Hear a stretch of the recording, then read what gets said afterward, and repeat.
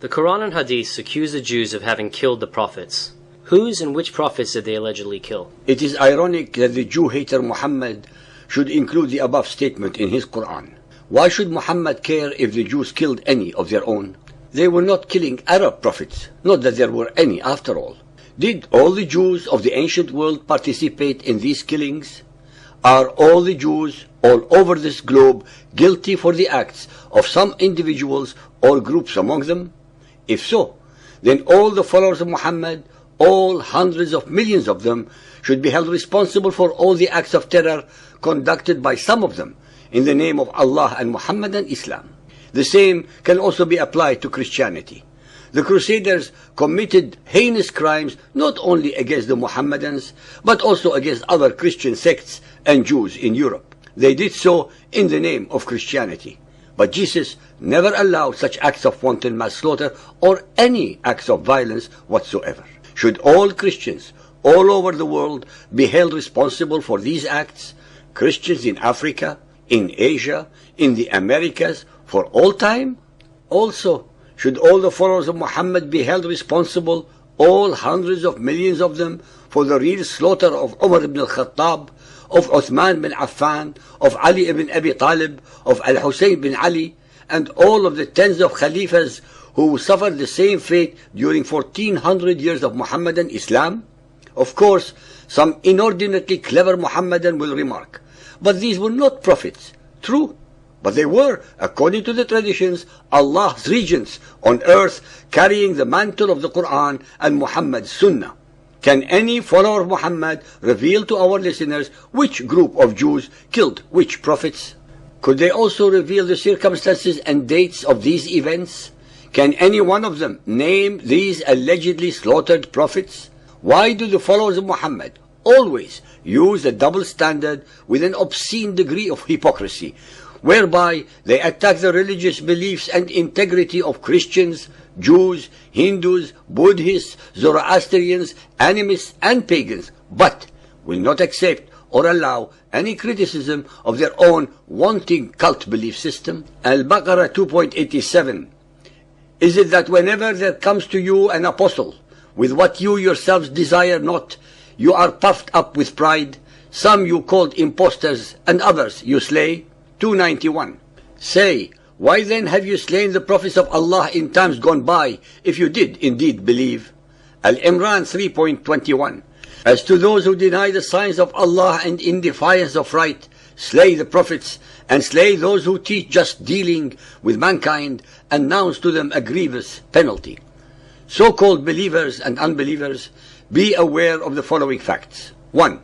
The Quran lists about a dozen Hebrew prophets and kings such as Adam, Noah, Abraham, Ishmael, Isaac, Jacob, Moses, Aaron, Job, Idris, David, and Solomon. Not one of them was killed by either the Israelites or the Jews. 2. Even in the singular case of Jesus, he was executed according to the Roman law of crucifixion as a rebel, and not under the Mosaic law of rajm, of stoning to death. 3. Muhammad's Quran very strangely omits to mention a single name of the great Hebrew prophets after Moses, such as Samuel, Isaiah, Jeremiah, Ezekiel, Hosea, Amos, and 11 more of them.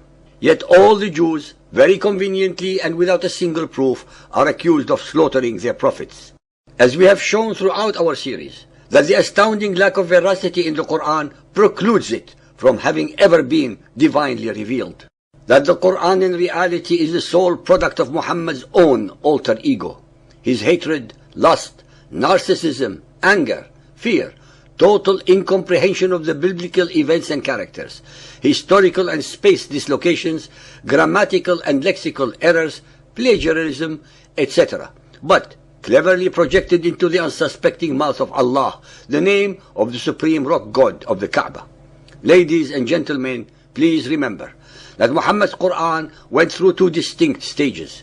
That of Mecca period, wherein the verses are truly conciliatory, and those of the Medina period, which are hate-mongering and war-mongering, that abrogated, overruled, or overturned most of the earlier ones.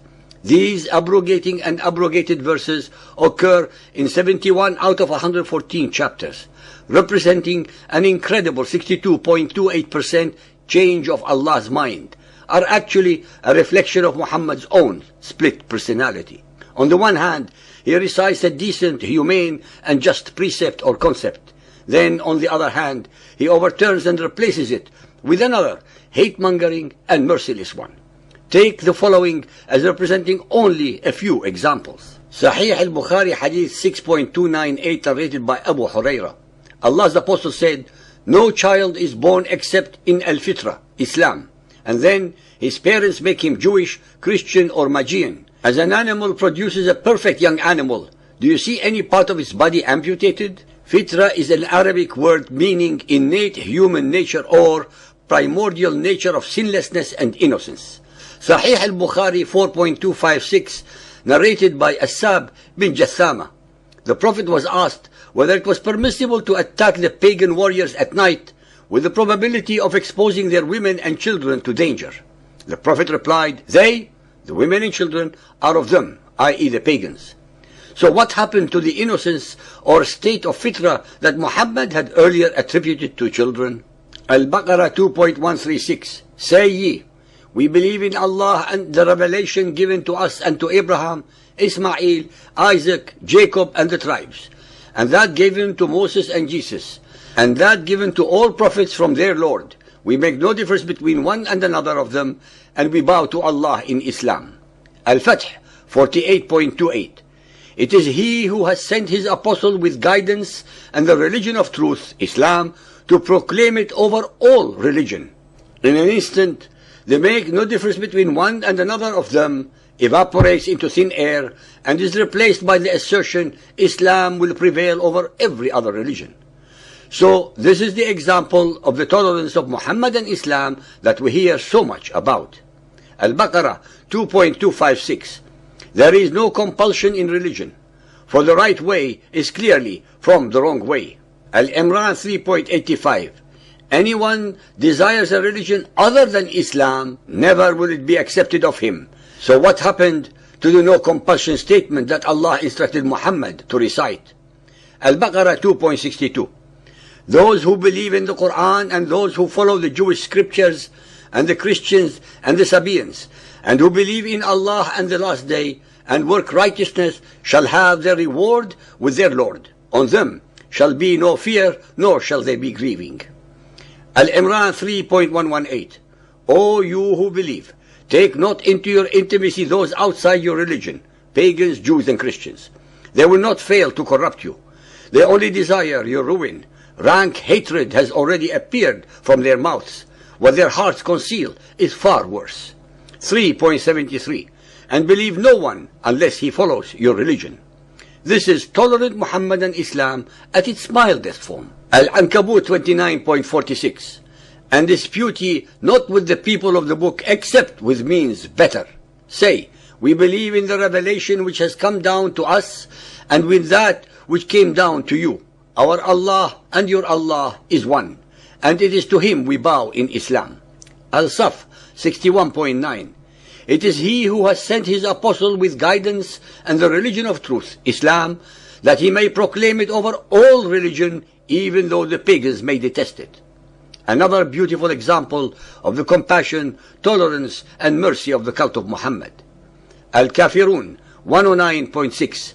Unto you your religion, and unto me my religion. Lakum dinakum waliya dini. Al-Tawbah 9.29.